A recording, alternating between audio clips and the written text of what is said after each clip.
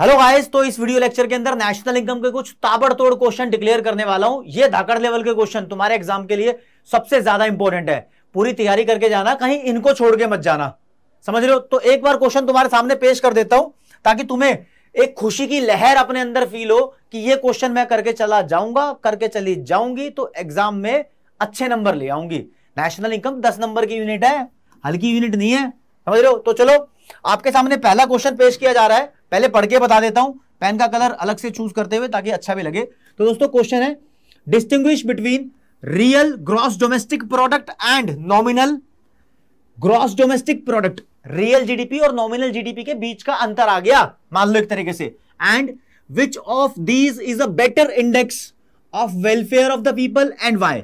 पूरा का पूरा अभी नेशनल इनकम का चैप्टर रिवाइज कराया है, उसके अंदर ये क्वेश्चन और इसका आंसर करा रखा था, ठीक है। इन दोनों में से बढ़िया इंडिकेटर रियल जीडीपी होता है। हालांकि क्वेश्चन ऐसा क्यों होता है, क्योंकि real GDP physical quantity of output की वजह से चेंज होता है, प्राइस लेवल की वजह से चेंज नहीं होता।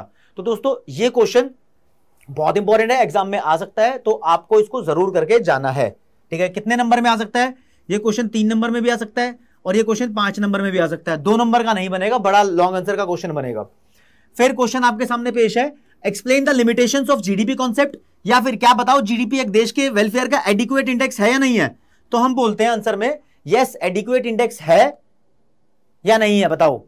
ये एडिक्वेट इंडेक्स नहीं है लेकिन इंडेक्स जरूर है, क्योंकि इसकी कुछ लिमिटेशंस है। तो हमें यहां पर इसकी लिमिटेशंस बतानी है, जैसे कि एक्शनैलिटी बताएंगे, इनइक्वालिटी बताएंगे, कॉम्पोजिशन ऑफ जीडीपी बता सकते हैं और नॉन मॉनेटरी ट्रांजैक्शंस। 4 आपको याद करनी काफी है।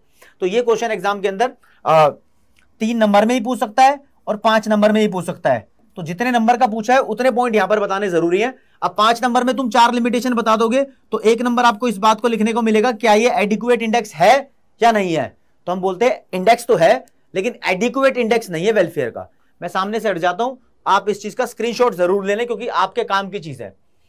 दोस्तों 2 क्वेश्चन डिस्कस किए हैं, इसमें गिनते भी रहना कितने क्वेश्चन डिस्कस करूंगा। ये लो जी, आगे अगला क्वेश्चन, स्टॉक वेरिएबल्स और फ्लो वेरिएबल्स के बीच का अंतर है विद एग्जांपल्स। एक तो ये तरीका है क्वेश्चन पूछने का, एक तरीका और है, इसका क्वेश्चन स्टाइल में आता है, आपको स्टॉक और फ्लो के एग्जांपल देता है और फिर पूछता है कौन सा स्टॉक वेरिएबल है और कौन सा फ्लो वेरिएबल है। बहुत इंपॉर्टेंट है ये तरीका भी। जैसे कि यहां पर कुछ एग्जांपल दिए हुए, state whether the following is a stock और फ्लो बताना है। तो यहां पर वेल्थ है, सीमेंट प्रोडक्शन है, saving of a house hold है और फिर क्या लिखा है, इनकम ऑफ हाउस होल्ड। दोस्तों आंसर भी तुम्हारे सामने पेश कर दिया गया, तुम्हारी प्रैक्टिस के काम आएगा, ठीक है। मैं सामने से हट जाता हूं, स्क्रीनशॉट ले लो, एग्जाम के लिए बहुत इंपॉर्टेंट है। तो 2 क्वेश्चन ये हो गए, 4 हो गए टोटल मिला के क्वेश्चन। आगे बढ़ते हैं, यहां पर लिखा है state any precautions that are taken while calculating national income by expenditure method. यार प्रिकॉशंस भी कराई थी जब पूरा का पूरा नेशनल इनकम का चैप्टर कराया, तो यहां पर प्रिकॉशंस स्टेट करनी है, एक्सप्लेन नहीं करनी। तो एनी प्रिकॉशंस कितनी, जितने नंबर का आएगा उतनी प्रिकॉशंस। 3 प्रिकॉशन है, आप याद करके चले जाओ, इस बार टर्म 2 के लिए काफी है, इससे फालतू करने की जरूरत नहीं है। और ये तो यहां पर एक्सपेंडिचर मेथड का लिखा है, एग्जाम में इनकम मेथड का भी आ सकता है, आउटपुट मेथड का भी आ सकता है। तो तीनों मेथड की करके जाना, बी सेफ। ये बताना यहां से मेरे लिए इंपॉर्टेंट था कि प्रिकॉशंस आपने छोड़कर नहीं जानी। प्रिकॉशंस एक्सपेंडिचर मेथड में आ सकती है, लाइक आपको ट्रांसफर पेमेंट इंक्लूड नहीं करनी, सेकेंड हैंड गुड्स पे जो खर्चा किया है वो इंक्लूड नहीं करना, ऐसी सब चीजें, ठीक है। तो मैं सामने से हटता हूं दोस्तों, इसका स्क्रीनशॉट ले लो। इस क्वेश्चन को मिला के टोटल 5 क्वेश्चन हो गए हैं। अगला क्वेश्चन आपके सामने ये है, distinguish between final goods and intermediate goods, give examples of each. तो दोनों के बीच का अंतर और एग्जांपल।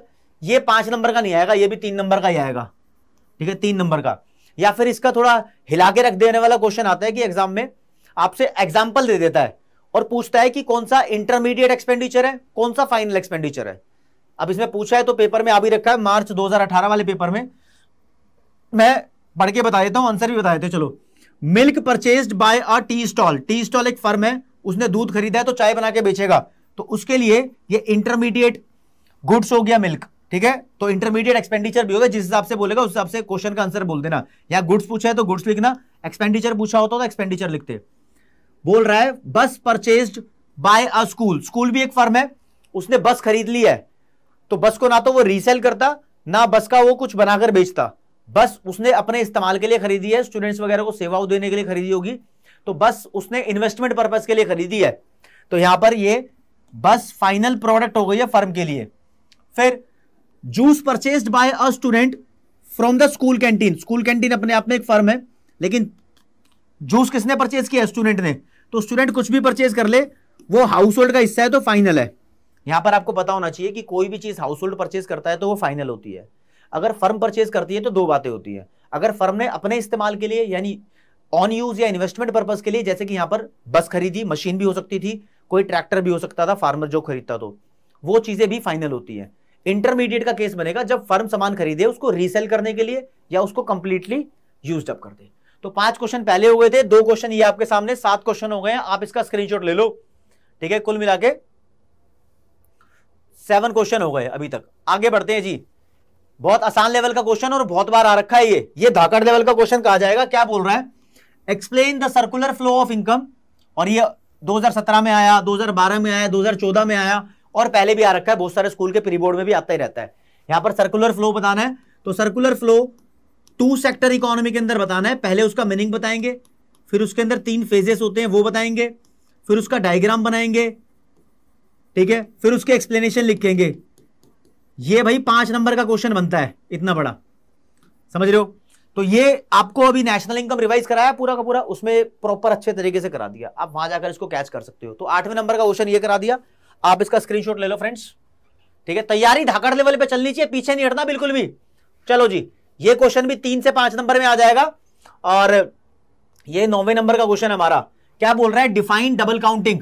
तो एक आइटम को एक से ज्यादा बार कैलकुलेट करना डबल काउंटिंग होता है, और बेसिकली आउटपुट मेथड की कैलकुलेशन में होता था। तो आउटपुट मेथड को अब फाइनल वैल्यू एडेड मेथड बोलते हैं फाइनली, ठीक है। तो अब नहीं होता ये। तो how can the problem of double counting be avoided? तो डबल काउंटिंग की प्रॉब्लम को अगर अवॉइड करना है तो 2 मेथड्स हमारे पास, use value added method now या फिर take the value of final things only, final product only, वो सब समझो, ठीक है ना। तो यहां पर क्या कह रहा हूं, एक तो इसका स्क्रीनशॉट लो। अगर इस क्वेश्चन का आंसर नहीं आता, मस्त तरीके से समझा रखा है, 2 बार समझाया यार।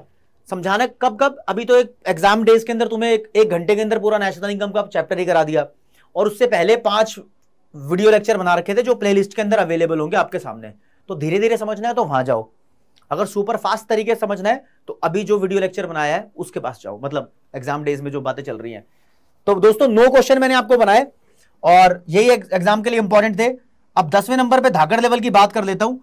एक क्वेश्चन 10वें नंबर की बात कर रहा हूं, ऐसा जरूर आएगा जिसमें आपको कुछ आइटम्स गिवन होंगे, यानी एग्जाम्पल या लाइन या स्टेटमेंट गिवन होगी, और आपसे पूछेगा बताओ ये चीज नेशनल इनकम में प्लस यानी इंक्लूड होगी या नहीं होगी, समझ रहे हो? तो ये क्वेश्चन आएगा, तो आपको उसकी प्रिकॉशंस के बारे में पता होना चाहिए। प्रिकॉशंस का ये इनडायरेक्ट क्वेश्चन काउंट होता है, ठीक है।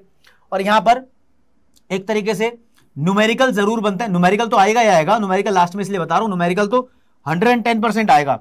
अब न्यूमेरिकल की बात करें तो न्यूमेरिकल हमारे पास इनकम मेथड से बनता है, जो कि सीबीएसई के सैंपल पेपर में सॉल्व करा रखा है, एक्सपेंडिचर मेथड से बनता है और वैल्यू एडेड मेथड से बनता है। इसकी पूरी भरपूर तरीके से प्रैक्टिस भी करा रखी है, हर एक मेथड के ऊपर सेपरेट वीडियो लेक्चर बना रखा है, प्लेलिस्ट में अवेलेबल है, ठीक है। और अभी प्रैक्टिस कराइए तो सिर्फ 1 घंटे के अंदर जब पूरा नेशनल इनकम खत्म कराया है उस वीडियो में अवेलेबल है। तो एक क्वेश्चन यहां से शॉर्ट आएगा ही आएगा। 10 नंबर की नेशनल इनकम है पूरी की पूरी, और 10 क्वेश्चन आपको लगभग यहां बताए हैं। 9 क्वेश्चन की काउंटिंग तो यहां तक हो चुकी थी, 10वें क्वेश्चन की काउंटिंग यहां पर हो गई, ठीक है ना। आप बोलोगे न्यूमेरिकल, तो न्यूमेरिकल तो किसी भी कॉन्सेप्ट के ऊपर बन सकता है, मैंने बता दिया ये मेथड हो गए। साथ में जीडीपी डिफ्लेटर, यहां से न्यूमेरिकल हो सकता है। तो यार पुराने ईयर्स के क्वेश्चन सॉल्व करना ना भूले, वो चीजें भी मैं साथ में कराऊंगा ही कराऊंगा।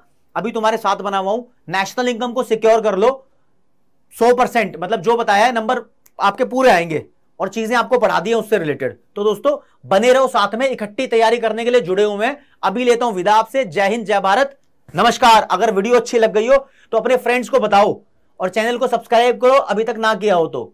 अगर कोई प्रॉब्लम लग रही हो तो कमेंट सेक्शन में बता दो। बस फिर बाय बाय।